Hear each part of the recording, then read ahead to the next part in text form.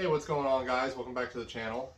Today we're going to be doing some upgrades to this 212 Hemi Predator motor that I've had on my mini bike here for years. And we're going to be pulling this motor completely apart, and we're going to be putting a billet rod, billet flywheel, a billet side cover, a hot 295 cam in it. We're going to be porting the head, putting an exhaust I bought on it, and putting a Mikuni 22mm upgrade kit on it. Also some 22-pound valve springs, and deleting the governor and oil level sensor.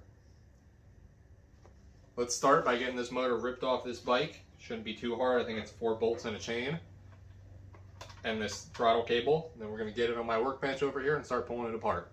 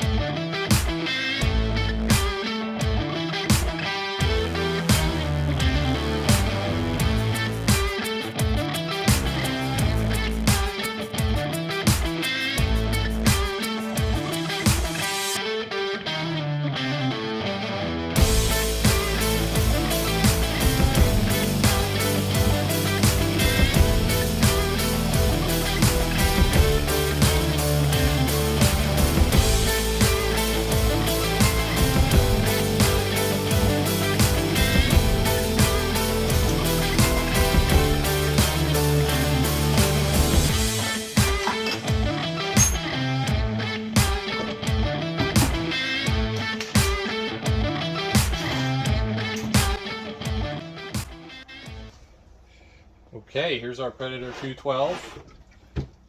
We still have fuel in it. We got to drain that when we take the carburetor off, but the oil is now drained out of it. So I guess the first thing we're going to do is pop this carb off.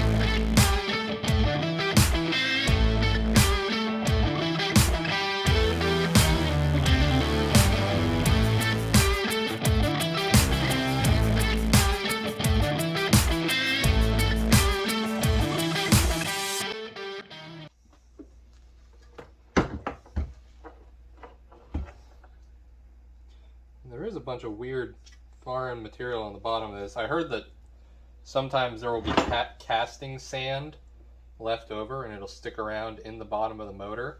So I'm guessing that's what this is. Because this is actually the first time I ever drained the oil out of this motor. This motor's had a hard life. And it's done its job. It's held up. Everything still seems in pretty good shape. If you have some 1/4-inch bolts laying around, throw some washers on them and you'll be able to impact them right into the governor holes.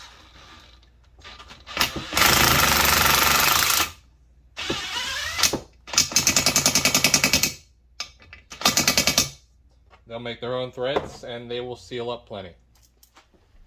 Alright guys, it's been a few days since I've worked on this thing. I'm waiting on a few parts to come in, but I got everything now. So let's get started on reassembly of this. I got all the parts in a box sitting right behind me. And should be pretty easy just to throw everything in today. Off camera, because my air compressor is super loud, I went ahead and did some clearancing on the crankshaft for our new cam, and I also went ahead and ported the head, because that would have just been loud and annoying. Let's go ahead and slip this in quick. Alright, now we got the crank in. First thing we're going to do is we're going to take out this little pin in here holding the wrist pin so we can get the wrist pin out and swap to our new billet rod. Now, tricky part here is there's an arrow going down on this piston. You want that facing at the same area as the tab here, the fling oil is going down off this. Want them facing the same direction. You just take the wrist pin, slide it on back in there. We're going to put some oil on here first. Don't be stupid. Give that a little dab. Rub it around, some assembly lube. Throw your wrist pin across the table. Get that in there, give it a push. Should just slide right through everything. Now put the clip back in, you stick one side in, give it a push, and it'll clip right in. There's a rod and piston assembly. Now we're ready to drop this back in the motor. Let me take these bolts out first.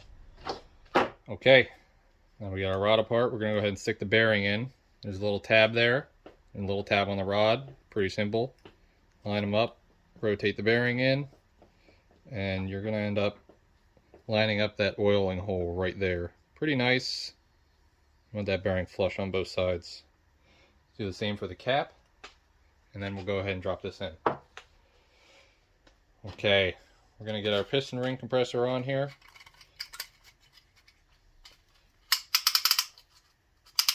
Tighten it up. Maybe a little tighter than that. Come on, give me another click. Okay, we got that in. Stick some assembly lube on this bearing. Just a tidbit. We got our piston ring compressor on there, our bearing lubed, and our cylinder lubed. Now we're going to drop this in there. Just want to gently set that in, get the piston skirt in. Tap your piston ring compressor down around it so it's flush with the block and not going to keep your bearings from going in. And then tap your piston down. Now that's in there. We're going to get down here, line the rod and line it up with our crank.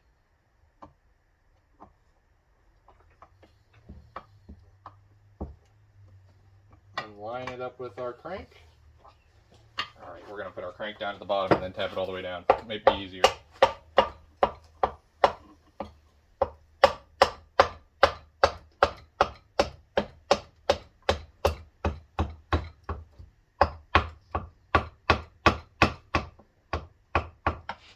There we go. Now we got our rod cap. Going to put some lube in this. Drop our lube off the table. Spread that around a bit. Now obviously, you want to stick the oil flinger down.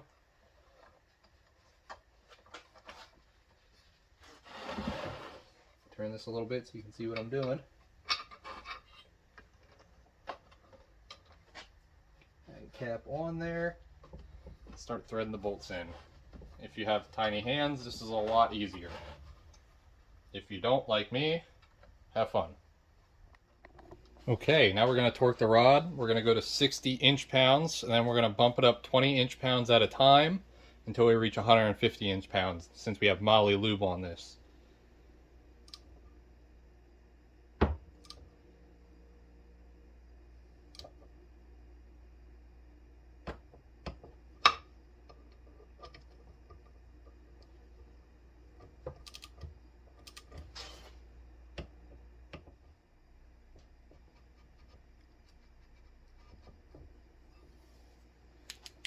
Alright, it looks like we have plenty of clearance for our rod. I know I don't have this on a mount on this side, but I went ahead and actually pushed this up as far as I could, and we still have plenty of clearance. So that's going to be all good.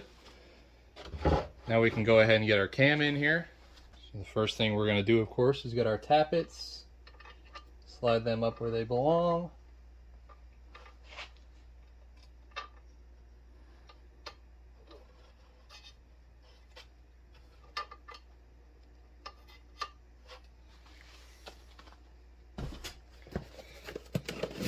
We're going to get our camshaft out.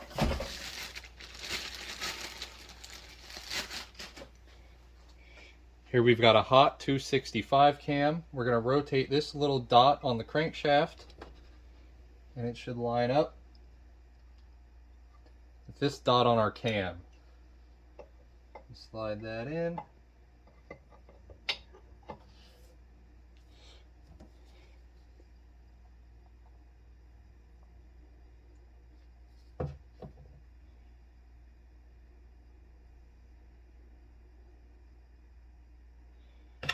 Plenty of assembly lube on everything.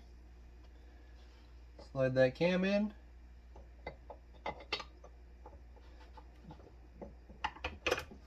That gear lined right up. Alright, so there's our camshaft. Alright, so we're having a little bit of a clearance issue with our camshaft and our crank, so what we're going to do is, unfortunately, we're going to pull the rod back apart, get the crankshaft out of there, and grind a little bit more off the top of this. Okay, we got our crankshaft in. We're going to stick our cam in and check for clearance before we go ahead and put the rod in. Looks like we have plenty of clearance between the crank and the cam. Let's get the cam back out and get our rod put in. And there's our camshaft installed. Now we can go ahead and get our side cover on.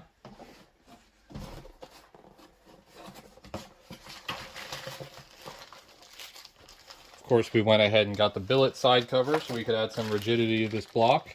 Dual bearing.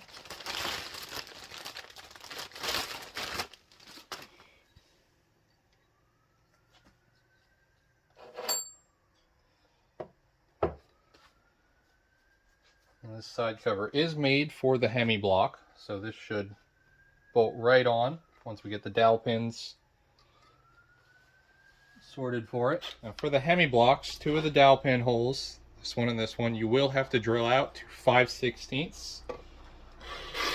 Should be pretty easy. Try not to get, if you're at this point where I'm at and didn't realize you didn't drill them out yet, try not to get too many shavings in your block.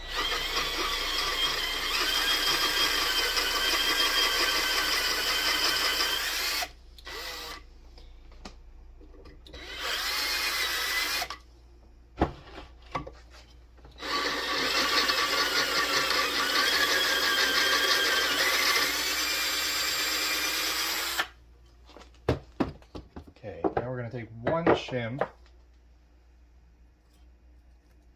stick it on the edge of our crank here, and then we're going to stick this cover on.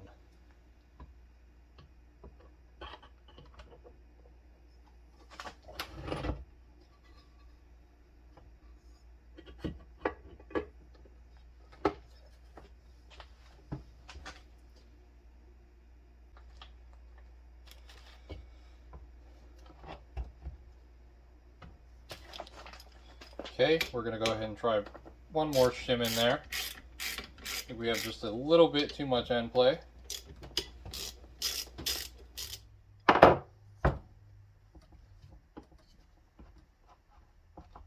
There we go, that's the perfect amount of end play now.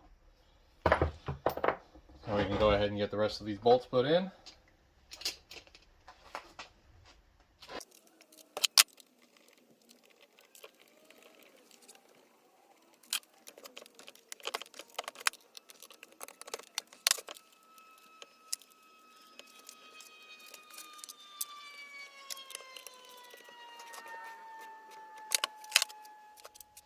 ahead and stick our dowel pins in the block.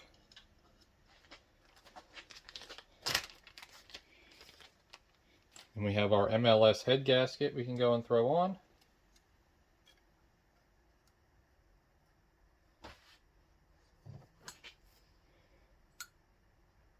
And of course, after that, the head.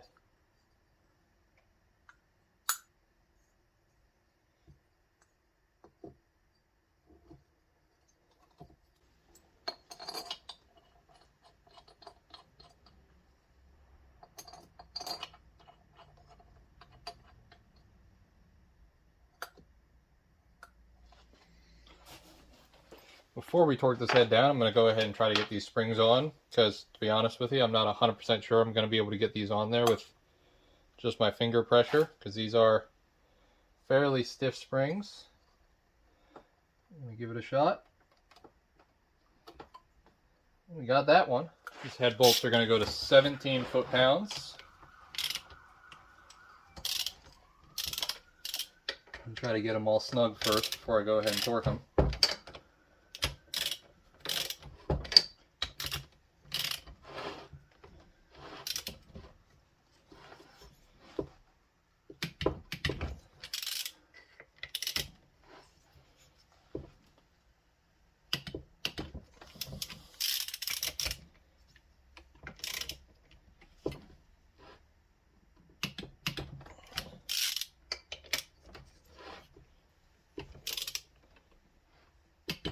Okay, now we can slide our push rods down onto the tappets. Make sure you get them on there properly.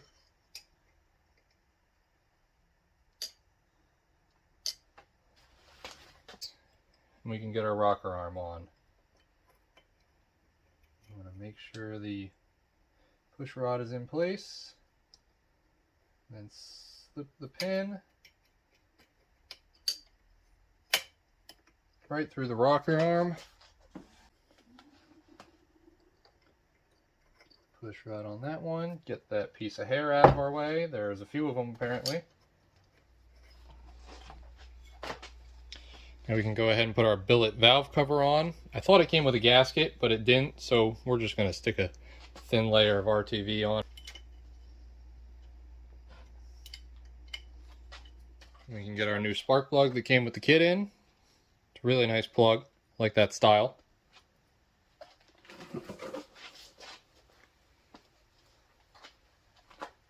This is our new flywheel. If you don't know, you need a billet aluminum flywheel. You cannot use the cast iron flywheel over 4,500 RPM, I think it is. They're known to explode, and that is not a situation you want to be in. We're going to go ahead and stick this flywheel on here. And we are also going to stick our pull start back on here.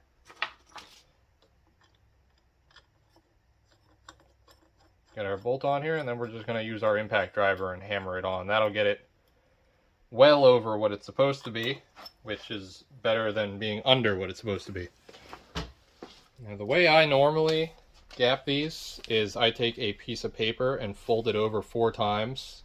That's always worked for me. I don't take my feeler gauge out and use that. A lot of people like to, and I mean, that's probably the best way to do it, but this works for me and I've never had an issue with it. So this is what we're going to do today.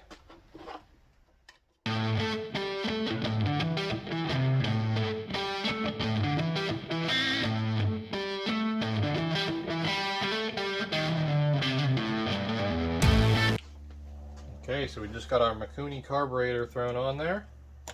Get our air filter thrown on a while too. And then the last thing we have to do before we can throw this on the bike is get the gas tank back on there.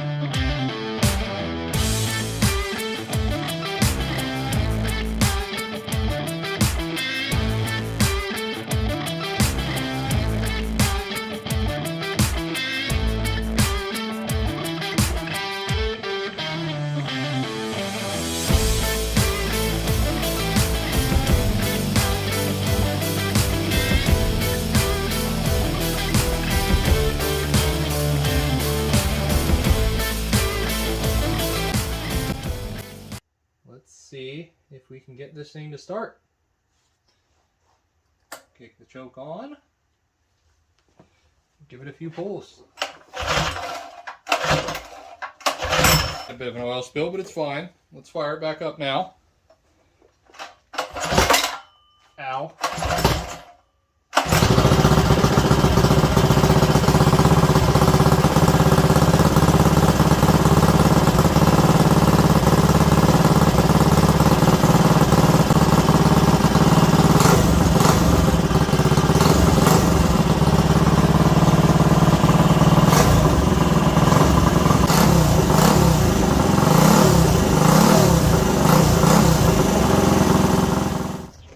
All right, we're going to take this thing for a test drive quick and see how it does.